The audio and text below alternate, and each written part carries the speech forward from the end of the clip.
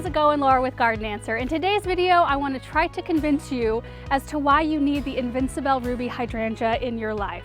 Like, this is a hydrangea to love. I mean, who could pass this up?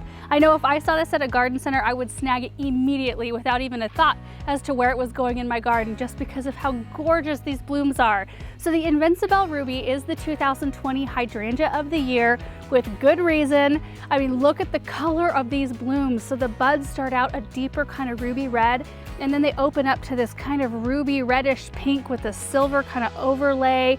The leaves are really dark, the stems are strong. It's super winter hardy. It's a zone 3 through 8.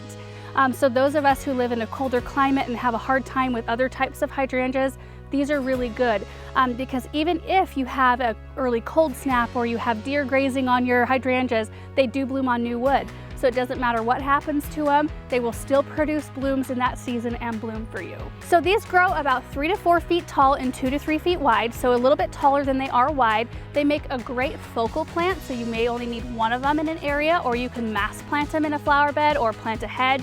I recently planted a little swoop underneath one of our old lilac trees, and it's gorgeous. I cannot wait to see them fill in. I also did mulch when I was done planting. A good 2 to 3 inch layer of mulch helps prevent moisture loss, helps keep them really happy. They also do like a part sun to sun location.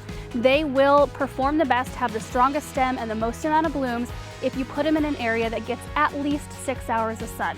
Now, if you live in a very hot climate, you can get away with a tiny bit less. Like, we live in a pretty hot, dry climate. So I find that a good block of morning sun and then some filtered sun in the afternoon is best for our hydrangeas. And as a person who likes to have cut flower arrangements in my house, these make for great cut flowers. You can even dry them and they maintain their color. So I just really feel like if you have a space in your garden that can accommodate an Invincibelle Ruby hydrangea, you should definitely plant one, because these are also in bloom when many of your other plants are looking kind of tired and they're done for the year. That's when this one is in its glory. You can find this plant at Lurvey's.